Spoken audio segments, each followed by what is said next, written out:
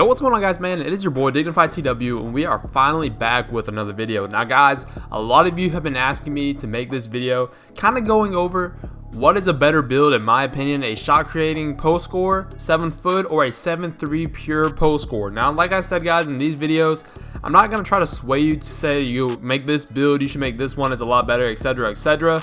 I'm just going to give you the pros and cons and kind of show you how I like to play on both of these builds. And there's definitely pros and cons to each build. But first, I'm going to show you two gameplays on my shot creating post score. You know, the build that I use the most. You can see right there. A lot of people actually ask me that question as well. How do my bars are like so big when I'm shooting, you know, the hop shots? Basically, all you guys need to do is make sure you're starting your hop shot kind of on the low block, and then doing the hop shot out. You're still going to create the same amount of space, but a lot of you guys are probably doing the hop shot probably closer to the upper block towards the free throw line and then doing your hop shot. That's going to make your bar a lot smaller and your chances of going in are going to be a lot lower. So start on the lower block. You're still going to create the same amount of room and you should be good. But anyways, there's definitely pros and cons to this build. You guys can see they actually have to guard me this far out. On a shot creating post score, you get catch and shoot on bronze, and I have all my hot spots. I can green those threes consistently, and you guys have seen me do that multiple times. So a very big pro for this build is they have to guard you on the outside perimeter. You're able to spread the floor. If you have like a point guard that wants to, you know, dribble up a little bit and do his thing, and you're able to actually spread the floor, even if you're not just sitting in the corner, you can green shots from the top of the key. You can green from the wing. It's just a very big, you know, plus to have. You guys can see right there as well, I'm going against the 7-3 center. I actually get a light contest right there, and a lot of people have been asking me if I can get contest when I'm on a 7-foot player. You can see it with the right stick, you know, flicking up on it, especially if they're mashing you down low. You're going to get a contest a lot of the time. So the defense is actually pretty good. But if you're going against maybe a pure athletic, a glass cleaner, that is where there could be issues. But again, like I said, I'm just going to show you guys the pros of this build. The speed is a lot better than a 7-3 pure post. I have been playing on a 7-3 pure post for like a few weeks now, and I can tell you guys that the speed and the way you move around on a 7-foot player, which all you guys should know, is a lot faster on this player. You can see I can still mash down low with takeover, blah blah blah, but again, a pure post scorer will probably do that better. The only time I really do go down low and start mashing is if I'm going against like a stretch big where I have takeover. Again, like I said, they have to guard you. That's a green light, no hot spot, catch and shoot from top of the key, probably a step back. So that's why I like using this build. You're quicker. You do have catch and shoot. You're able to dribble up a little bit more. You can speed boost. You can see I mess up right there. Hit him on the cut. You can just do a lot with this build. It's super versatile. You can shoot. The fadeaways, I feel like, go in a lot more than a pure post score. You guys will see the gameplay after this. I feel like on a shot creating post score, even though the fadeaway is like 8 ticks lower, I'm greening a lot more hop shots. I'm greening a lot more of the fadeaways and all that kind of stuff because I do get difficult shots on Hall of Fame. You can see right here, I'm going against a pure stretch. He's too small. I'm able to spin by him. We actually do go down 12-0 in this game. You guys saw that I was running with a 60 overall lockdown defender that couldn't really do much of anything. So this is just good gameplay to show you guys what you're able to do even if you're getting double teamed. You can see I'm giving him a couple quick spins. My signature fadeaway green light. You can see the bar is a little bit bigger. I'm not too sure if that's because my mid-range is higher. But again, like I said, the first two gameplays are going to be my shot creating post score, and then I have two more on the pure post. So like I said, I can still go down low. He's a stretch big. I'm able to drop step him, you know, easy shot. I will say a con to this build is when you're down low, I do have default wingspan. So when I'm down low and I'm starting to mash, I'm not getting a lot of those, you know, post hook animations. I'm not getting a lot of those heavily contested shots going in type animations that a pure post scorer would have. So if you're trying to play dominant down in the post and you're trying to make a lot of these shots close to the basket, maybe a 7-foot shot creating post scorer will not be for you. But again, like I said, you're able to shoot the ball. You're quick. You can switch on guards a lot easier on, especially if you're playing on twos. You're able to switch. You can still mash a little bit. The hop shots and fadeaways I feel like are better since you get difficult shots in Hall of Fame. But you are trading off. You're not able to actually mash down low. So if you're going against a glass cleaner that actually has some pretty good skill and you're playing the 2 and you're like going against the glass, it will be pretty difficult, you know, to, you know, score. Because usually glass cleaners have max wingspan. They can kind of contest your fadeaways. And it's kind of hard to score on a glass cleaner just because they're so much stronger. They're taller and their arm length is a lot, you know, taller as well. As you can see, I'm making a fadeaway right there. Again, mid-range deadeye, guys. Get that badge. A lot of those and ones are going in. Open shots, still get mid-range deadeye badge to pop up. Make sure you snag that badge. A lot of people actually ask me how to do that as well. The only way I really do it is if I'm going to the practice facility and I'm doing that drill every single time. I have to do it that way. I don't know any other way, like in game, actually how to get it.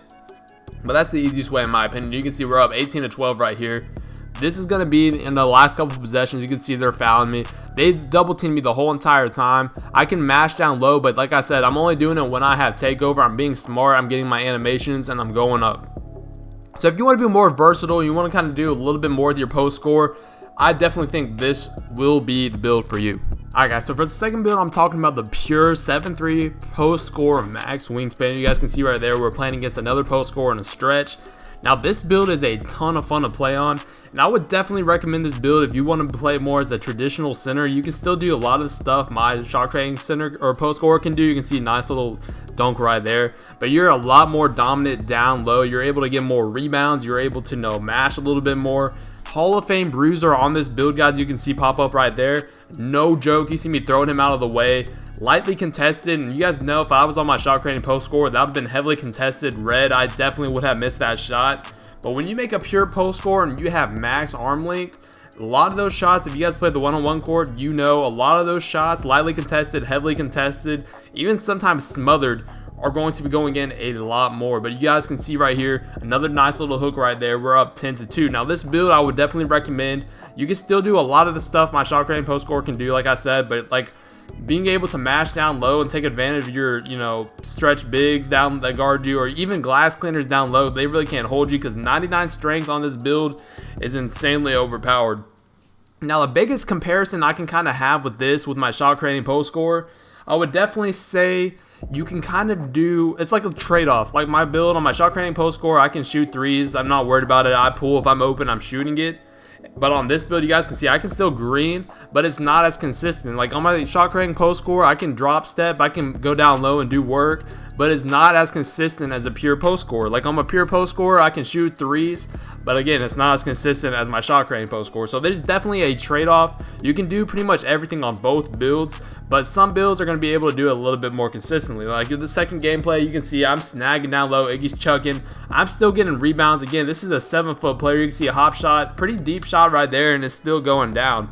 The biggest thing I've noticed with this build is how dominant I am off the dribble. Look at that. That's usually not a heavily contested, but again, that's another heavily contested right there. But since I have max arm length, heavily contested does not matter. I still have relentless finisher on gold. You guys can see it heavily contested and it's still dropping down. So a lot of these, heavily contested shots, anything down low, drop steps, hook shots down low, they're going to be going in a lot more than a shot creating 7-foot post score. So again, nice little shimmy right there. Ew, look at that. You're dominant down low.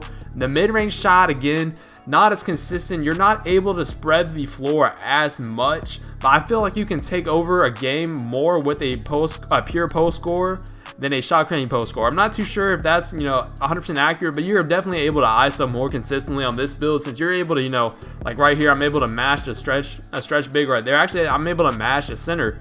You see a nice little drop step hook shot. It's still dropping. I'm able to mash anybody. I'm able to dominate down low, and I can still, like I said, hit the fadeaways. I can work around the mid-range. You can see the very high IQ play right there, throwing it off the backboard so I can get my takeover. But again, we're up 12-0. I'm able to dominate on this build. But like I said, if you want to spread the floor, you're trying to shoot more mid-range shots, like right there, you can see he's kind of leaving me open, but I'm kind of hesitant to shoot that. Your mid-range is only a 7 or a 60 on this build. You can see I'm just kind of testing the waters a little bit. That is an open shot, and it's not dropping down with takeover. I don't know. Like, I feel like I said, on my shot creating post score, I'm able to hit more mid-ranges. I'm able to hit more post hop shots, more fadeaways, that kind of thing, because I do have difficult shots on Hall of Fame and my mid-range is higher.